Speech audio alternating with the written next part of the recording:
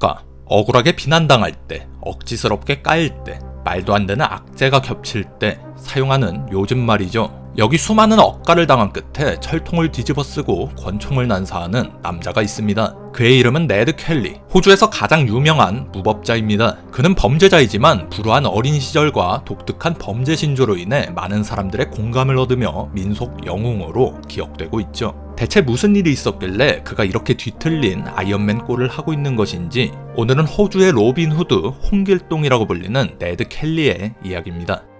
가난한 아일랜드인 존 켈리는 돼지 2마리를 훔친 죄로 호주에 유배됐습니다. 붉은 머리 때문에 레드 켈리라고도 불렸던 그는 석방 후에도 호주에서 목수로 생계를 유지하며 같은 아일랜드 여성 엘렌 퀸과 결혼했습니다. 이들 부부는 8명의 아이를 두었는데 그중 셋째이자 장남이 오늘의 주인공 네드 켈리였습니다. 네드 켈리는 1854년 12월 호주 빅토리아에서 태어났습니다. 1855년 6월생이라고 말하는 이들도 있습니다. 켈리 부부는 금채굴로 겨우겨우 돈을 벌었고 베버리지 지역에 있는 작은 땅을 빌려 농사를 지었습니다. 하지만 아무리 열심히 농사를 지어도 좀처럼 주머니 사정은 나아지지 않았어요. 당시 지주들은 황무지개척이라는 명목으로 빈 땅을 무단으로 차지했고, 정부는 이것을 인정해주는 대신 이 땅의 일부를 가난한 농부들에게 빌려주도록 했죠. 그러나 지주들은 가장 척박한 땅을 농부들에게 내주고 비싼 소장료를 거뒀습니다. 농부들이 말을 듣지 않으면 누명을 씌워 경찰에 고발하기도 했습니다. 켈리 가족은 아일랜드계 카톨릭 신자였기 때문에 더한 차별을 받았습니다. 1864년 켈리 가족은 아베넬 지역으로 이사했지만 어려운 상황은 계속됐습니다. 학교를 일찍 그만두고 숲을 누비고 다니던 11살의 네드 켈리는 어느 날 물에 빠져 허우적대는 아이를 발견했습니다. 그는 망설임 없이 물에 뛰어들어 아이를 구했습니다. 아이의 부모는 감사의 표시로 그에게 금색 술이 달린 녹색 띠를 선물했습니다. 아일랜드의 상징색이었죠. 마을 사람들은 이 소년을 영웅으로 불렀습니다. 자신이 영웅으로 인정받았다는 것이 자랑스러웠던 네드 켈리는 최후의 순간까지 이 띠를 몸에 두르고 있었습니다. 범죄자 출신인 아버지 존 켈리는 항상 감시의 대상이었습니다. 그의 땅을 차지하려는 지주들은 항상 존을 주시하며 기회를 엿보았죠. 그가 실제로 저질렀는지는 불분명하지만 지주들의 고발이 있었고, 그는 소가죽 절도 혐의로 중노동형을 선고받았습니다. 그는 6개월 만에 풀려났지만 시리에 빠져 알코올 중독에 시달리다 1866년 수종으로 세상을 떠났습니다. 아버지의 수감과 죽음은 12살이었던 네드 켈리에게 큰 영향을 미쳤습니다. 다음에 켈리 가족은 그레타 지역으로 이주해 작은 농장을 임대했지만 켈리 가족에 대한 차별과 억압은 여전했습니다. 어머니 엘렌은 여행자들에게 숙소를 제공하고 밀주를 팔아 생계를 유지했지만 8명의 자식을 키우는 데에는 수입이 턱없이 부족했습니다. 1869년 14살의 네드 켈리는 아일랜드 태생의 무법자이자 탈옥수인 해리 파워를 만나게 됩니다. 켈리의 친척들은 이 해리 파워에게 협력하고 있었죠. 해리는 엄청난 무용담을 자랑하고 다녔지만 그의 이야기 대부분은 과장이었죠. 해리 파워는 켈리에게 가난에서 벗어나는 길을 약속하며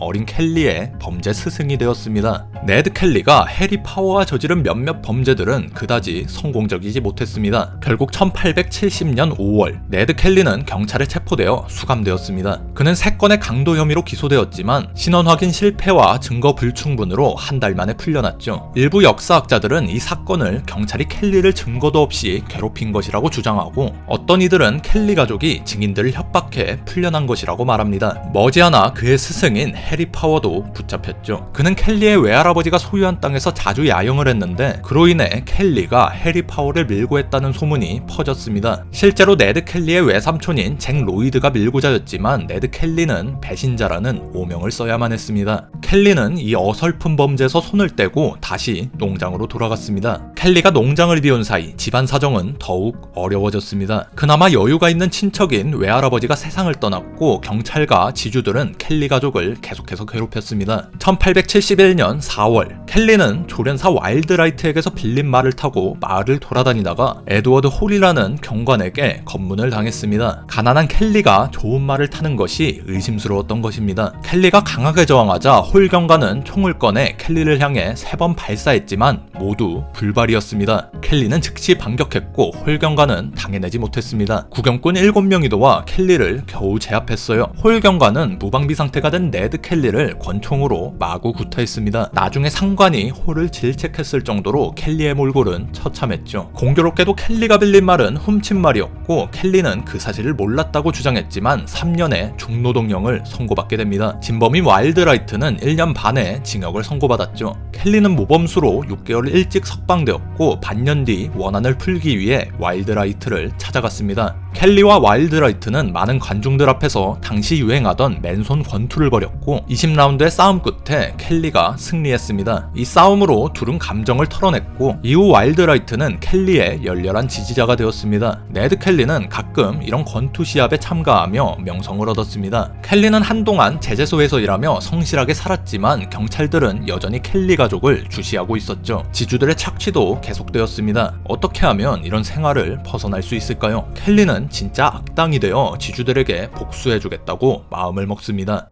그는 친구들을 모아 대규모 말도둑 계획을 세우고 지주들의 말을 훔쳐다 팔았죠. 경찰은 당연히 켈리 일당을 의심했지만 그들이 합법적인 판매 증서를 제시했기 때문에 체포하지 못했습니다. 하지만 이를 영원히 숨길 수는 없었고 결국 네드 켈리의 동생 댄 켈리가 경찰들에게 꼬리를 잡히게 되죠. 피츠 패트릭이라는 이름의 경찰이 댄 켈리를 체포하기 위해 켈리 가족의 집을 찾아왔습니다. 피츠 패트릭은 이전부터 네드 켈리와 갈등을 겪어왔던 인물이었습니다. 그는 켈리 가족 집에 들이닥쳤지만 되려 당하기만 하고 쫓겨나게 됩니다. 이 상황에서 피츠패트릭과 켈리의 주장이 갈리는데 피츠패트릭은 댄 켈리 체포 과정에서 네드 켈리에게 총격을 당했다고 주장했습니다. 그러나 네드 켈리는 본인은 현장에 없었으며 영장 없이 피츠패트릭이 가족들을 협박했다고 반박했죠. 또 켈리 가족은 피츠패트릭을 제압만 했을 뿐 총상은 피츠패트릭의 자해였다고 주장했습니다. 결국 네드 켈리와 댄 켈리는 경찰관 살인미수 혐의로 도망자 신세가 됩니다. 나머지 가족들은 체포되어 고된 노동령을 선고받았습니다. 켈리 형제는 산으로 들어가 금을 캐고 위스키를 증류하면서 가족들의 항소를 위한 돈을 모았습니다. 경찰은 그들을 끈질기게 수색했지만 켈리 형제는 주변 지리에 능통하여 항상 경찰을 따돌릴 수 있었죠. 친척들과 친구들은 켈리 형제의 협력자가 되어 식량과 정보를 제공했습니다. 얼마 뒤 형제의 동료들인 조 번과 스티브 하트가 은신처에 합류했습니다. 1878년 10월 25일 경찰은 마침내 은신처에 대한 정보를 입수했고 켈리 일당을 포위하기 위해 두 팀을 나누어 서로 다른 방향에서 은신처를 향해 접근했습니다. 그 계획은 좋았는데 한 경찰관이 저녁 식사를 위해 앵무새를 총으로 쏘면서 켈리 일당이 이들의 접근을 눈치채게 되죠. 켈리 일당은 매복을 통해 경찰관 3명을 살해하며 도주에 성공했습니다. 훗날 네드 켈리는 자신들에게 다가온 경찰이 체포 목적이 아니라 사살을 위해 중무장한 상태였기 때문에 먼저 습격했으며 경찰들이 저항했기 때문에 살해할 수밖에 없었다고 스스로를 변호했습니다. 이것은 켈리의 첫 살인이었고 이 시점부터 켈리 일당은 완전한 무법자 집단으로 변모하게 되었습니다.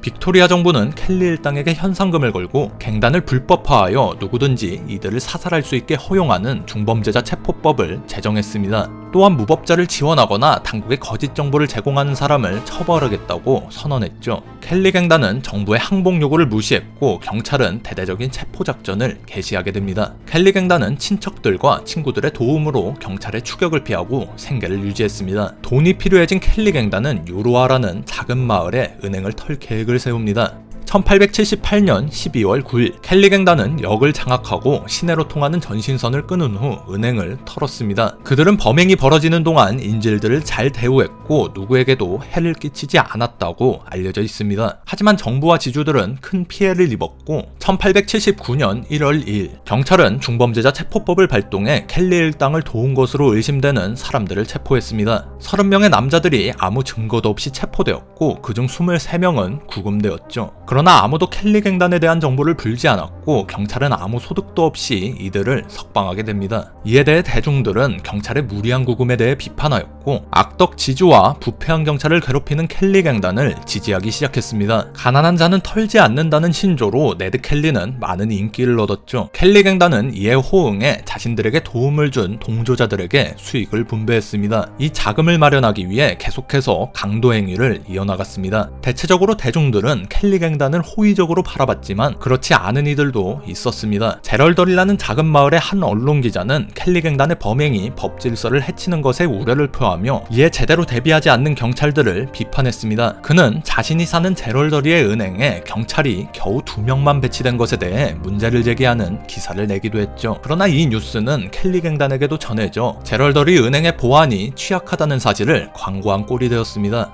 1879년 2월 초 여러 명의 켈리 갱단 협력자들이 정보를 수집하기 위해 제럴더리로 잠입했고 2월 9일 마을에 경찰관이 2명밖에 없다는 것을 확인한 켈리 갱단은 경찰서에서 그들을 인질로 사로잡고 한동안 그들을 사칭한 다음 손쉽게 은행과 호텔을 점령했습니다. 2,000파운드 상당의 금품을 챙긴 일당은 우체국에 들어가 통신 장비를 먹통으로 만든 뒤 호텔에 인질들을 모아놓았습니다. 네드 켈리는 인질들 앞에서 자신의 범행을 합리화하고 지주와 경찰들을 비판하는 연설을 했습니다. 인질들 사이에 동조자들을 심어 자연스레 호응을 이끌어냈죠. 또 서민들의 은행 대출 서류를 불태우는 퍼포먼스를 선보였습니다. 인질들은 스스로 인질이라는 사실을 잊은 채 네드 켈리와 그의 갱단에게 환호했죠. 네드 켈리는 제럴더리를 습격하기 전에 그와 그의 가족이 경찰에게 당한 부당한 대우를 설명하고 지주들에 의한 가난한 농민들의 처우를 비판하며 스스로의 행동을 정당화하는 편지를 작성했습니다. 이 편지는 인질들을 통해 언론에 전달되었습니다. 네드 켈리가 배움이 짧았기 때문에 표현은 서툴렀고 내용의 상당 부분은 검열되어 게재됐지만 이 편지로 여론은 켈리에게 더 유리하게 흘러갔습니다. 제럴더리 습격 이후 정부와 여러 은행은 켈리 갱단에 대한 현상금을 공동으로 내걸었는데 이는 현재 가치로 하나 15억 원에 달했습니다. 경계가 강화되자 한동안 켈리 갱단은 조용히 지냈습니다. 미국 등 해외로의 도피도 계획했지만 상황이 여의치 않았죠. 1880년 2월 9일 갱단의 체포영장이 만료됐습니다. 켈리 형제의 피츠패트릭 살인미수에 대한 영장이 남아있었지만 갱단원 스티브 하트와 조 번은 공식적으로 자유인이 되었죠. 하지만 경찰은 조 번의 어머니와 그의 친척들을 감시했습니다. 특히 조 번의 친구이자 켈리 갱단의 첩보원이었던 아론 셰리트를 포섭해 그의 집을 작전기지로 사용했죠. 아론 셰리트는 경찰의 돈을 받았지만 친구인 조 번의 안전을 보장받기 위해 경찰에 협력했다고도 전해집니다.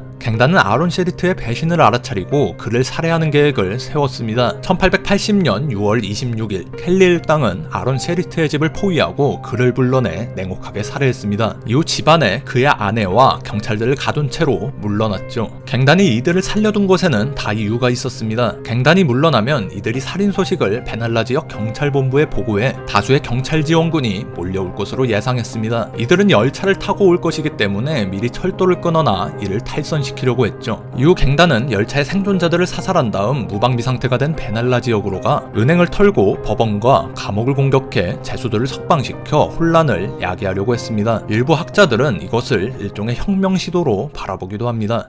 갱단은 철도 노동자들을 협박해 철로를 파괴하도록 했습니다. 또한 쟁기 등 농기구를 이용해 투박한 갑옷을 만들었는데 이 갑옷은 총탄으로부터 머리와 상체를 보호하며 무게는 44kg에 달했습니다. 언덕 아래로 탈선한 열차의 생존자들을 공격할 계획이었기 때문에 다리는 보호하지 않았죠. 6월 27일 갱단은 근처의 글렌로안 마을을 습격해 손쉽게 점령했습니다. 그리고 주민 62명을 여관에 가둔 후 도착할 경찰 열차를 기다렸습니다. 아론 셰리트 살해 소식이 이미 전해져 오후쯤이면 열차가 도착할 것으로 예상하고 있었죠. 갱단은 대기하는 동안 인질들과 어울려 술을 마시고 게임을 즐겼습니다. 인질들은 대체로 갱단의 호의적이었고 이들 계획에 동참한다는 사실에 감화되었습니다. 댄 켈리와 조 번은 술에 취했죠. 네드 켈리는 결코 술을 마시지 않았습니다. 알코올 중독으로 망가진 아버지를 기억했기 때문이죠. 밤이 깊었음에도 열차가 도착하지 않자 갱단은 불안해졌습니다. 살인 소식이 생각보다 늦게 전해졌기 때문입니다. 인질 중에는 토마스 커노우라는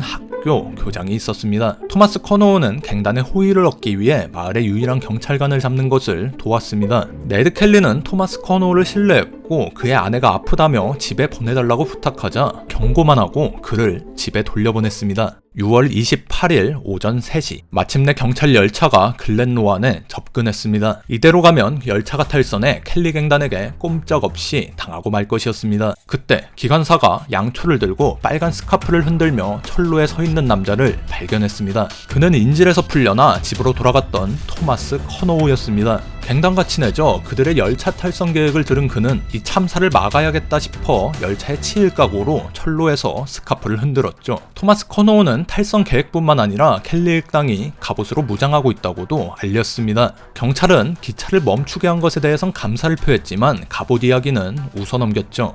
경찰들은 도보를 통해 켈리 일당과 인질들이 있는 글렌로안에 여관으로 이동했습니다. 뒤늦게 열차의 도착 소식을 들은 켈리 갱단은 계획이 꼬여버렸지만 갑옷을 입고 이에 대비했죠. 경찰은 호텔 밖에 자리를 잡았고 양측은 서로 발포하기 시작했습니다. 약 15분간 총격전이 이어졌습니다. 경찰들의 지휘를 맡았던 헤어 경찰서장이 왼손목에 부상을 입어 후송되었고 네드 켈리는 왼손과 오른발에 상처를 입었습니다. 경찰의 증원군이 도착해 총 30명이 여관을 에워쌌습니다. 총격이 소강 상태를 보이자 여성과 어린이들로 구성된 인질들은 석방되어 여관을 빠져나왔습니다. 밤새 간헐적인 총격이 이어졌습니다. 네드 켈리는 갱단이 시선을 끄는 동안 여관에서 몰래 빠져나왔으나 많은 피를 흘려 수풀 속에서 기절하고 말았습니다. 새벽 5시쯤 조 번은 바에서 위스키를 마시면서 갱단을 위해 건배를 하다 대퇴부에 총알을 맞고 쓰러졌습니다. 오전 7시경 수풀 속에서 정신을 차린 네드 켈리는 3개의 권총으로 무장한 채 후방에서 경찰을 공격했습니다. 경찰들은 흩어져서 반격했지만 대부분의 총알이 갑옷에 튕겨져 나왔습니다. 훗날 경찰들은 안개 속에서 다가오는 네드 켈리를 악마와 같았다고 묘사했습니다. 그는 경찰들을 조롱하며 계속 나아갔죠.